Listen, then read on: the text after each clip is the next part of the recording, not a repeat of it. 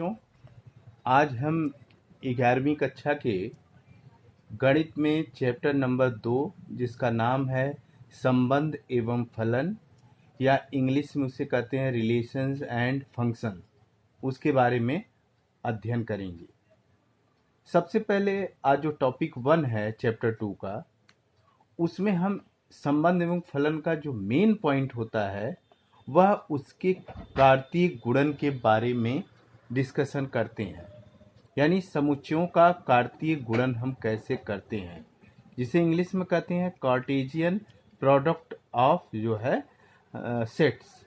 इसकी जो परिभाषा होती है, यानी दो अरिक्त मतलब होता है यहाँ से नॉन इम्पटी, या इसे हम कहते हैं असमुच्चयों P तथा Q का कार्तीय गुणन P क्रॉस Q उन सभी क्रमित युग्मों का समुच्चय है जिनको प्रथम घटक P से तथा द्वितीय घटक Q से लेकर बनाया जाता है। अर्थात P cross Q is equal to होगा PQ such that small p belong to P and Q belong to capital Q। यदि P या Q में से कोई भी रिक्त समुच्चय है तो उनका कार्तीय गुणन भी रिक्त समुच्चय होता है। कहने का ये मतलब हुआ कि अर्थात P cross Q equal to क्या होगा 5। जैसे एग्जाम्पल हम लेते हैं, एग्जाम्पल 1 में यदि x plus 1 comma y minus 2 equal to 3 1 हो तो x और y के आपको मान ज्ञात करने हैं। सबसे पहले आप देखिए यहाँ से इसका ऑर्डर क्या है, x प्लस 1 और y माइनस 2, इसका क्या है 3 और 1। अब इसके संगत घटक की हम तुलना करेंगे। जैसे कहने का मतलब x प्लस 1 की तुलना किससे करेंगे 3 से, और y माइनस 2 की तुलना किससे करेंगे 1 से। तो क्रमित युग्म समान है, अतः संगत घटक भी इसके क्या होंगे, समान होंगे। यानी x plus 1 equal to 3 implies that 1 उधर जाएगा तो 3 माइनस 1 हो जाएगा, जो कि कितना x बराबर क्या हो जाएगा 2 हो जाएगा। और इसी प्रकार से y माइनस 2 इक्वल टू 1 है तो माइनस 2 उधर जाएगा तो प्लस 2 हो जाएगा, तो y इक्वल टू क्या हो गया 3 हो गया। समझ में आया आपको ये। इसी प्रकार दूसरा एग्जाम्पल जो है करें, यदि p इक्वल टू ABC कोई सेट है ABC और q इक्वल टू कोई सेट है आपका R, तो p क्रॉस q तथा q क्रॉस p ज्ञात कीजिए। क्या दोनों कार्तीय गुणन या कार्टेशियन प्रोडक्ट जो है समान है, ऐसा आपको बताना है। सबसे पहले by the definition of the Cartesian product, यानी कार्तीय गुणन की परिभाषा से P क्रॉस Q क्या होगा सबसे हम निकालेंगे। तो यानी AR BR CR, सबसे पहले A का R के साथ, B का R के साथ और C का किसके साथ R के साथ। और उल्टा अगर करें Q क्रॉस P, तो इसका मतलब क्या हो जाएगा R set R cross ABC, जिसे हम कहते हैं RA RB और RC। अब आप इन दोनों को P क्रॉस Q और Q क्रॉस P से यह देखते हैं, क्योंकि क्रमित युग्मों की समानता की जो परिभाषा से युग्म AR युग्म RA के समान नहीं है और यह कार्तीय गुणन युग्म के प्रत्येक युग्म के लिए लागू होती है। इसका मतलब क्या हुआ कि हमने जो P क्रॉस Q निकाला और Q क्रॉस P निकाला वह दोनों आपस में क्या है, समान नहीं है, इसलिए इसका कार्टेशियन गुणन भी क्या होगा, समान नहीं होगा। अर्थात P cross Q not equal to the Q cross P। अब हम एग्जाम्पल नंबर 3 पे आते हैं। एग्जाम्पल नंबर 3 में आपसे ये कहा गया है कि अगर कोई सेट है A इक्वल टू 1 2 3 और दूसरा सेट B इक्वल टू 3 4 है और तीसरा सेट C इक्वल टू कितना है 4 5 6, तो निम्नलिखित को आपको कैलकुलेट करना। पहले क्या कैलकुलेट करना है, A cross B intersection C, ये आपको निकालना है। सबसे पहले दो समुच्चयों के जो आपके इंटरसेक्शन, जिसे हिंदी में सर्वनिष्ठ कहते हैं, उनकी परिभाषा क्या होती है, दोनों सेटों के कॉमन एलिमेंट यानी कॉमन अवयव आपको निकालेंगे। तो सबसे पहले हम B इंटरसेक्शन C निकाल लें। तो B इंटरसेक्शन C में वह कौन से ऐसे अवयव हैं जो दोनों में हैं, तो आप कहेंगे 4। तो B इंटरसेक्शन C कितना आ गया, ये 4 आ गया। अब उसको A के साथ हमको क्या लेना है, कार्टेशियन प्रोडक्ट। तो ए क्रॉस बी इंटरसेक्शन सी, यानी ए के कितने एलिमेंट है 1 2 3 और क्रॉस इसके कितने हो गए 4। तो इसका जो कार्टेशियन प्रोडक्ट आएगा 1 का 4 के साथ होगा, यानी 1 2 3 क्रॉस कितना होगा 4, यानी 1 का 4 के साथ, 2 का 4 के साथ और 3 का 4 के साथ। इसी प्रकार से दूसरा पॉइंट है, कह रहे हैं कि A cross B intersection A cross C ये निकालना है। तो सबसे पहले ए क्रॉस बी निकाल लिया जाए। एक एलिमेंट है 1 2 3 और यहाँ से 3 क्रॉस 4।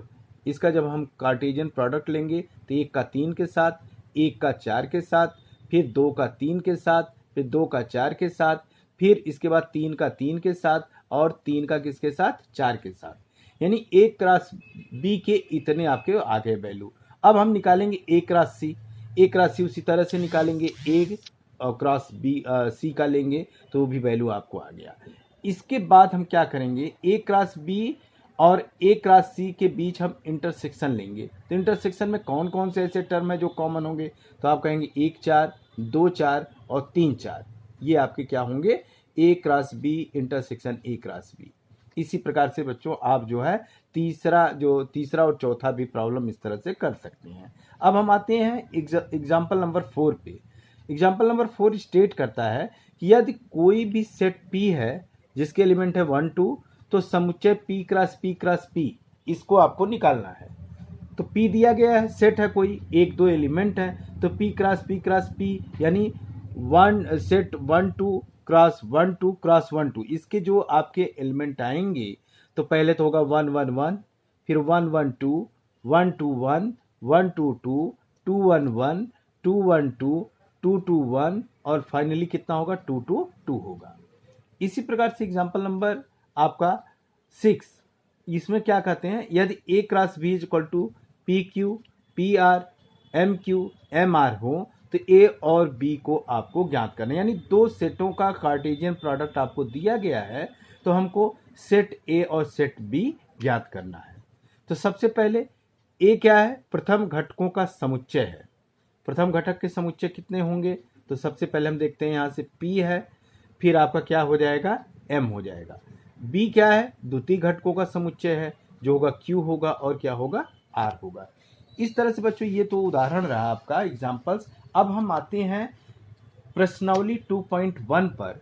2.1 पहला क्वेश्चन है, करें कि यदि x/3 + 1 और y-2/3 इज इक्वल टू 5/3 और 1/3 तो x तथा y क्यों ज्ञात करना है। सबसे पहले फिर वही आपको है कि आप सबसे पहले उसके जो ऑर्डर्ड हैं, पहले का x/3 + 1 की तुलना किससे करेंगे 5/3 से और y-2/3 की तुलना किससे करेंगे 1/3 से।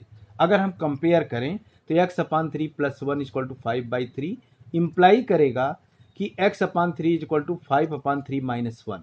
तो इसको जब सॉल्व करेंगे तो 2/3 आ जाएगा। तो x/3 इक्वल टू 2/3, 3 क्या हो गया कैंसिल हो गया, तो x इक्वल टू कितना आ जाएगा 2 आ जाएगा। इसी प्रकार दूसरे हम एलिमेंट को कंपेयर करेंगे तो y-2/3 equal to 1/3 implies that y equal to 1/3 + 2/3। 1/3 + 2/3 क्या हो गया 3/3, दैट इज 1 आ गया, यानी y इक्वल टू कितना आ जाएगा 1 आ जाएगा। इसी प्रकार से दूसरे क्वेश्चन में करें, यदि समुच्चय A में 3 अवयव हैं तथा समुच्चय B में 3 4 5 तो A क्रॉस B में अवयवों की संख्या आपको ज्ञात करना है। तो सबसे पहले समुच्चय A में 3 अवयव हैं तो इसका मतलब हो गया नंबर ऑफ सेट A कितने हो गए 3। इसी तरह समुच्चय B equal to 3 4 5 implies that number of element in set B equal to 3। तो A क्रॉस B में अवयवों की संख्या क्या हो गया NA × NB, यानी 3 × 3 दैट इज कितना हो गया 9 हो गया। क्वेश्चन नंबर 3 में क्या करें, यदि G इक्वल टू 7 8 और H इक्वल टू 5 4 2 तो G क्रॉस H तथा H क्रॉस G आपको निकालना। तो बच्चों ये बहुत आसान क्वेश्चन है, जैसे हमने आपको बताया। तो पहले क्या निकालना है G क्रॉस H, यानी G के एलिमेंट क्रॉस H के एलिमेंट, सबको हमने कंप्लीट किया तो आ गया 7 5 7 4 7 2 8 5 8 4 और 8 2। इसी प्रकार H क्रॉस G निकालेंगे तो भी आ जाएगा 5 7 5 8 4 7 4 8 2 7 और 2 8। इस तरह से हम कैलकुलेट कर सकते हैं। अब क्वेश्चन नंबर 5 में क्या कर रहे हैं कि यदि A इक्वल टू -1 1 कोई सेट है जिसके एलिमेंट है -1 1 तो a क्रॉस a ज्ञात करें। इसको अभी उदाहरण में मैंने आपको बताया था। a क्रॉस a का मतलब हो गया -1 1 क्रॉस -1 1 क्रॉस -1 1। तो जब हम सिंप्लीफाई करेंगे तो ये रिजल्ट जो आएगा ये आ जाएगा पहले -1 -1 -1 -1 -1 -1 -1 -1 -1 -1 -1 -1 -1 1 -1 1 -1 1 1 1 1 और लास्ट में आएगा 1 1 -1। इस तरह से वैल्यू आ जाएंगी। अब क्वेश्चन नंबर 6 में क्या करें, यदि a cross b is equal to ax ay bx by, तो a तथा b ज्ञात करना है। तो बहुत आसान तरीका भी उदाहरण में मैंने आपको बताया, क्योंकि a cross b equal to इतने आपके जो है कार्टेशियन प्रोडक्ट हैं, तो a क्रॉस b में कुल आपके जो है 4 अवयव हैं, अर्थात n a cross b equal to कितना हो जाएगा na इंटू एम बी। तो समुच्चय a में 2 अवयव तथा समुच्चय b में क्या होंगे 2 अवयव होंगे। ax बिलोंग करता है a क्रॉस b में, तो इम्प्लाइज दैट a बिलोंग करेगा x में और x बिलोंग करेगा किस में b में। ay बिलोंग करता है a क्रॉस b में, a बिलोंग करेगा a में और y बिलोंग करेगा किस में b में। तो bx बिलोंग करेगा a क्रॉस b में, तो b बिलोंग करेगा a और x बिलोंग करेगा b में। इसलिए a का जो सेट होगा ab होगा और b का क्या होगा xy। इसी प्रकार से बच्चों 8वां क्वेश्चन है आपका, करें माना कि a इज इक्वल टू 1 2 और b इज इक्वल टू 3 4, तो a क्रॉस b लिखिए और a क्रॉस b के कितने उप समुच्चय होंगे उनकी सूची बनाना है। तो सही बात है, a क्रॉस b निकालना है तो 1 2 क्रॉस ऑफ 3 4 ये हमने निकाल लिया। तो a क्रॉस b 1 2 क्रॉस कितना आ जाएगा 3 4, तो ये आपका आ जाएगा 1 3 1 4 2 3 2 4 आ गया ना, यानी कितने आ जाएंगे 1 2 3 4। m a क्रॉस b कितना आ गया 4। तो a क्रॉस b के उप समुच्चयों की संख्या हमने सेट में आपको पहले चैप्टर में बताया था कितना होता है 2 पावर n। तो 2 पावर n होता है उप समुच्चयों की संख्या। अगर कोई सेट दी गई है और पूछा जाए कि इसके कितने सबसेट होंगे तो कितना होता है 2 पावर n। तो 2 पावर 4 यानी 2 इंटू 2 इंटू 2 इंटू 2 2 2 जा 4 2 जा 8 2 जा 16 एंड ये आपके कितने एलिमेंट आ जाएंगे 16। यानी a क्रॉस b के उप समुच्चय कितने होंगे, तो आपके बन गया है आपका, ये पूरे आपके वैल्यूज आ जाएंगे।